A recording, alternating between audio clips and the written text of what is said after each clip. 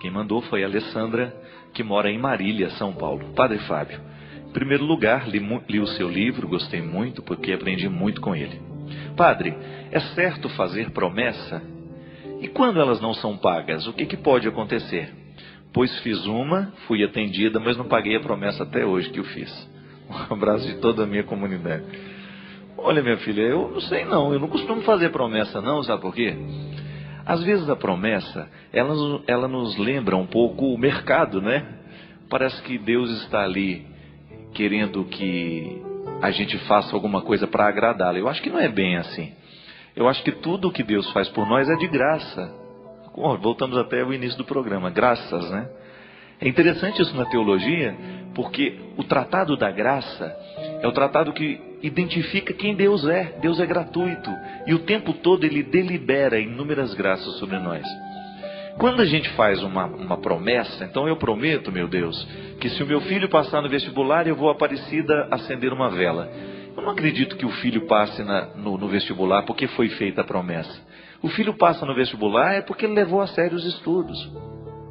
Agora, quando você percebe naquilo que você prometeu algo de miraculoso, algo que, né? Então pague. Se você fez a promessa, tem que pagar. Eu não costumo fazer porque a minha relação com Deus não passa muito por essas vias. A promessa é uma tradição muito antiga, né?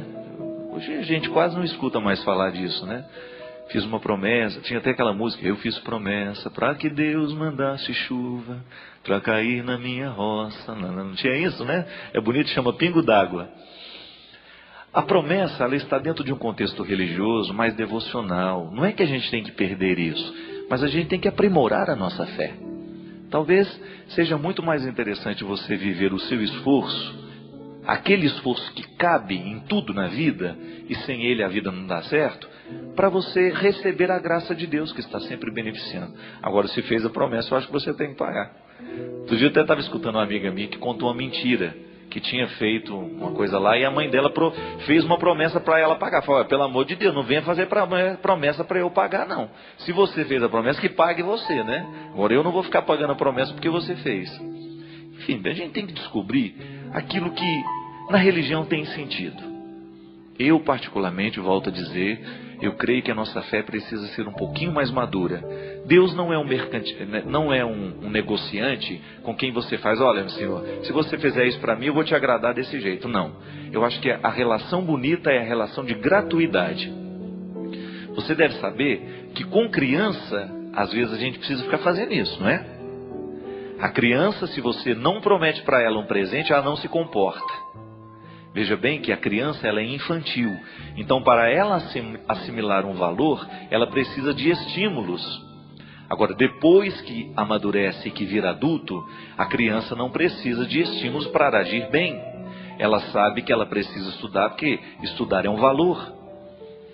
Às vezes eu penso que a promessa, essa religiosa, ela está muito associada ao processo da infância da fé. À medida em que a gente vai amadurecendo, isso deixa de ser necessário. Eu não vou fazer isso porque Deus me deu outra coisa. Não, eu não vou ficar pedindo que Deus me dê para eu ser bom depois. Eu tenho que ser bom mesmo quando Deus não me dá. A relação madura, ela vai dizer e ela vai pedir que a gente dê sempre o nosso 100%, independente se as coisas aconteceram do jeito como a gente queria. Eu creio que nisso está uma maturidade de fé. Deus me dá o tempo todo. Olha, eu não tenho nada, absolutamente nada para pedir a Deus, eu confesso para vocês.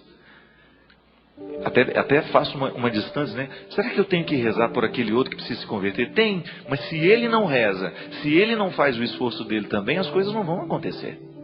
A gente precisa o tempo todo dar o nosso passo.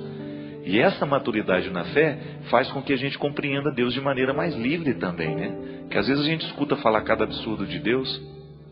E às vezes a promessa que a gente faz para Ele também são coisas tão desagradáveis, né? Ah, eu vou subir aquela escadaria de joelho. Como se Deus se alegrasse com uma coisa dessa, né? Eu acho bonito a gente prometer coisas boas, né? Olha, Senhor, eu sei que você está me dando muita coisa boa nessa vida, o Senhor está me dando inteligência, o Senhor está me dando saúde, o Senhor está me dando disposição para eu vencer na vida. Então eu vou fazer tudo o que eu puder para que o Senhor seja cada vez mais conhecido, para que esse mundo seja cada vez mais cristão, para que esse mundo seja cada vez melhor. Isso não é promessa, isso é pacto de amor. Quem ama faz pacto, não faz promessa. A promessa, ela parece que ela sugere uma infantilidade que a gente precisa vencer. A criança precisa de promessas. Se você estudar, eu te dou. Nós não. Eu creio que quanto mais a gente amadurece em Deus, maior é o nosso desejo de fazer por Ele, mesmo quando as coisas não acontecem do jeito como a gente queria. A gente não deixa de ser amigo de Deus porque Ele não fez o milagre na nossa vida, né? É uma idiotice da nossa parte.